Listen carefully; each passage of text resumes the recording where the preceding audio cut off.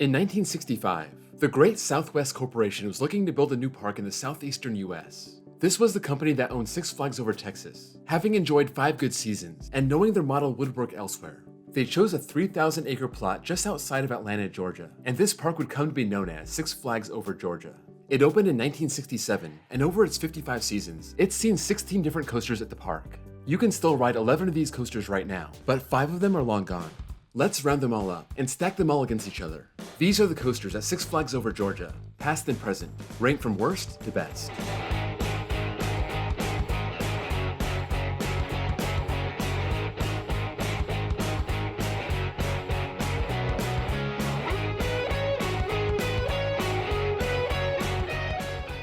I have to admit, I've only been to this park 3 times. My first visit came in 2018, then in 2019, and most recently last summer. I'll be back this summer when Air Force One opens at Fun Spot and hopefully ride everything again. That being said, there's no way to go back into the past and ride the coasters that have been ripped out. For these rides, I'll have to rely on my experience with their clones, or my experience with these coasters relocated to other parks. Lucky for me, all of this park's Defunct coasters fall into one of these 2 categories. Before we dive into this, if you can drop this video a like, I'd appreciate it. It helps me out with the YouTube algorithm. Number 16. Z-Force, an Intamin space diver, opened in 1988, closed in 1991. The Six Flags ride rotation program gave us all kinds of fun stuff in the 80s. Z-Force was one of those portable, compact, small footprint rides, and unfortunately for Over Georgia, it was chosen to be one of the stops. It opened at Great America in 1985 and served 3 years, and it was moved to Over Georgia for 4 more. It was then moved once more, this time to Magic Mountain, opening in 1992 and using the name Flashback. This is where I got to ride it, and it was one of the worst coasters I've ever ridden. I'm talking bottom 3 all time. The amount of headbanging you get on every single one of those hairpin turns is just too much. And those elements aren't even fun, they just hurt. It's a terrible design, using terrible trains with terrible restraints. Just terrible all around. Number 15. Mini Mine Train, an aerodynamics mine train, opened in 1969, closed in 1988. This opened as Yahoo Hooler, and it should have kept the name, that's awesome. This was the park's second coaster, crossing paths with the first one, the Dahlonega Mine Train. This was in operation for 20 years, but it closed the year after I was born, so I'm gonna have to rely on another experience to judge it. This was pretty much the same as Mini Mine Train at Six Flags Over Texas. A very simple layout, but a fun ride for kids. This looks like the smallest coaster in the park's history. Number 14. Joker Funhouse Coaster, a Chance Rides family coaster, opened in 2004. This was called the Wile E. Coyote Canyon Blaster until 2015, but when that whole section became DC themed, it got the Joker name. This is officially the park's kiddie coaster, but it's pretty intense for a kid's ride.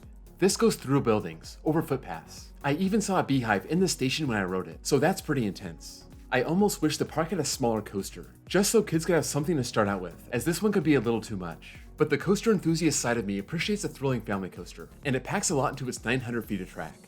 Number 13. Dahlonega Mine Train, an aerodynamics mine train, opened in 1967. I mentioned it before, this was a park original. All the parks in the 60s and 70s opened with an aero mine train. You just had to, unless you're Kings Island. You're probably wondering, what's Dahlonega? Why would they name their coaster after something that's hard to say? Well, it refers to a mountain village in Georgia, not too far from Atlanta, and it was known for a gold rush back in the 1820s, so the mine train theme fits. This one is pretty typical, nothing really special. You do have a couple airtime hills, which is kind of unusual for a mine train. You have your 2 lift hills as always. Oh, and look, there's one more. 3 lift hills is always good. Just like the mine train at Over Texas. That last one leads you into the grand finale, that big drop into a tunnel, and then you pop into the station. This does a good job hugging the terrain, and where it may have been thrilling 55 years ago, it serves as a pretty good family coaster now. Number 12. Georgia Cyclone, a Din Corporation wooden coaster, opened in 1990, closed in 2017. I got to this park 1 year too late to ride it, but I have a pretty solid comp to judge it. This was a mirror image of the Coney Island Cyclone built by Din, very similar to a coaster I rode many times as a kid. Cyclone at Magic Mountain. This was 1 year newer, but the main difference is the trains. Georgia Cyclone had PTC trains, Cyclone had B&M trains. I thought maybe Georgia Cyclone ran decent with better trains, but after listening to some reviews, it sounds like it was just as bad as Cyclone. Georgia Cyclone lasted 11 more years than Cyclone, and by the end, it sounded like the ride was unbearably rough, and it was still boring. It sounded like a prime candidate for the RMC treatment, and in 2018, it got it. Number 11. Georgia Scorcher, a B&M stand-up coaster, opened in 1999. I mentioned in the past I don't like this coaster.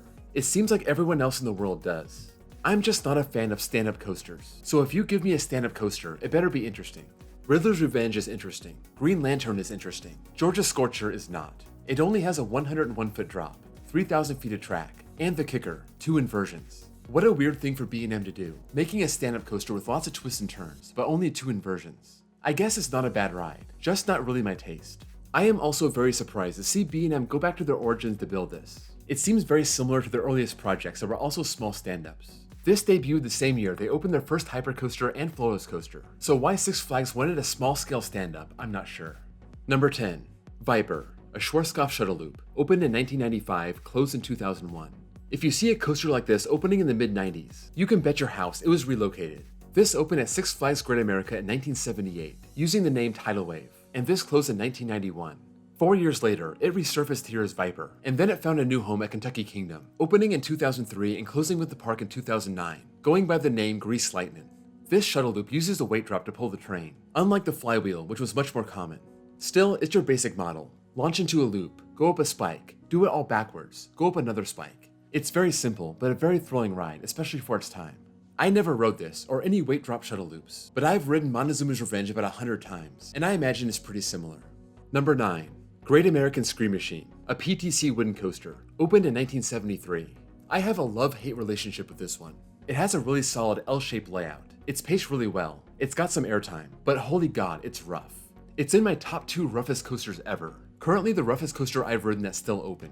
When I rode this for the first time in 2018, it was already using the trains from Georgia's Cyclone. I can't imagine it was much worse before the trains changed, but maybe it was. I've ridden this twice, but I can only do one per day. By the time the ride was over the first time, I thought I was going to throw up. All that being said, I still have to put this near the middle of the list. All in all, roughness aside, this ride's pretty good. Number 8. Riddler Mindbender, a Schwarzkopf looper, opened in 1978. People rave about this being the best Schwarzkopf ever. I admit it's pretty good, but I was disappointed the first time I rode it. After the second round in 2019, I thought it was a little better. I got a little airtime on the drops, but the loops didn't do much for me. I'm used to riding Shockwave over Texas. Really, this ride's sister coaster, and the forces on that one are so much more extreme. This one does make better use of terrain, and it's still a long ride with a very good layout. In 2020, this was refurbished, and it was given new trains from B&M. I haven't ridden the new Riddler Mindbender yet, but they took 2 cars off the train, and that's never a good thing. You need the long train to get the airtime over those drops, and with a short train, you're losing all that whip in the back. I don't know why it needed renovation. I thought it was fine as it was, but I'll be sure to check it out this year. Number 7. Superman Ultimate Flight, a B&M Flyer, opened in 2002. This is the original Superman Flyer. It was built for this plot of land, so it fits right in with the terrain. The ones at Great Adventure and Great America were just slapped into the parking lot. I have no complaints about this. It's just a really solid ride. You have the pretzel loop, the low-to-the-ground elements, and that's something when you're face first with the ground. Also consider, this was America's first B&M Flyer, so when it opened, it was a big deal. Number 6. Batman the Ride, a B&M invert, opened in 1997. Of all the Bat clones I've ridden, this was the best. I always heard that people at this park loved their Batman clone, and for a while, it was only on the Platinum Flash Pass. I thought it was weird, but after riding it, I saw the difference from the others. This seemed faster, smoother, all the elements just seemed to pop better. I don't think I was influenced by its good reputation, but maybe I was. Regardless, this rapid-fire 5-inversion intensity machine is one of the park's better coasters. I wouldn't normally put a Bat clone ahead of a Superman Flyer, but I think this one deserves it. Number 5. Bluehawk, a Vekoma looper, opened in 1992. I never got to ride this as Ninja, but I heard nothing but terrible things. I think it's funny that Ninja was the big coaster featured in the 2015 Vacation movie, just considering how much people hated it. It didn't even start here. It was relocated from Dinosaur Beach in New Jersey, where it served as a boardwalk coaster from 1989 to 1991. It spent 24 years at its new home as Ninja, but instead of tearing it out, the park decided to fix it. I must say, they did an amazing job. I can't compare it to Ninja, but Bluehawk is one of my favorite rides in the park. In 2016, it was repainted, renamed, and most important of all, it was given new trains. These have vest restraints, and you won't bang your head on them. This has a really unique layout, starting with that crazy butterfly inversion, then a reverse sidewinder and a double corkscrew. Also, don't forget about the crazy head choppers, some of the best I've ever seen. Don't pass this up. It may not look great from the outside, but it's a good time. Number 4. Deja Vu, a Vekoma giant inverted boomerang, opened in 2001, closed in 2007. Like all 3 of the Deja Vus from 2001, this didn't last very long in this park. This was taken out before I got to ride it, but I rode the one at Magic Mountain a lot, and I imagine it was about the same. It was a parking lot coaster, but that's fine. If you were ever wondering where this was in the park, it's been replaced by this train ride. In their original form, these were great rides. 191-foot vertical spikes, inversions topping 100 feet in the air, and you get to do it all forward and backward. After 7 seasons in the park, it was taken out, moved to Brazil, and after more than 10 years in storage, it looks like it's finally getting rebuilt at Mirabilandia in 2023. Number 3. Daredevil Dive, a Gerstlauer Eurofighter, opened in 2011.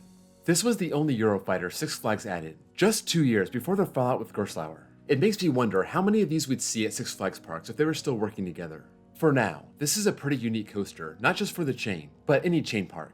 95 feet tall, a beyond vertical drop, 3 inversions, all with a lap bar. The ride itself is pretty fun. The capacity on this is terrible. It only takes 6 riders per car. People talk about the RMC Raptors and their 8-person cars. Well, this is even worse than that. If you find yourself in a long line for this, good luck. I recommend you ride this when the park first opens. That's the best way to avoid the whole fiasco. Number 2. Twisted Cyclone, an RMC hybrid, opened in 2018. When the park announced that Georgia's Cyclone was closing in 2017, we all knew what was next. Six Flags had been giving the RMC treatment to all their old wooden coasters. And of course, this was the plan here also.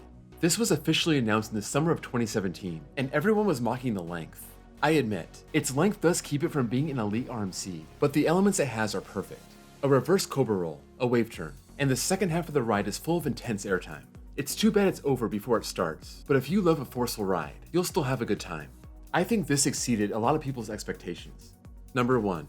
Goliath, a B&M Hyper, opened in 2006. Speaking of exceeding expectations, this coaster opened with just a 175-foot drop, but it's now considered a top-tier B&M Hyper.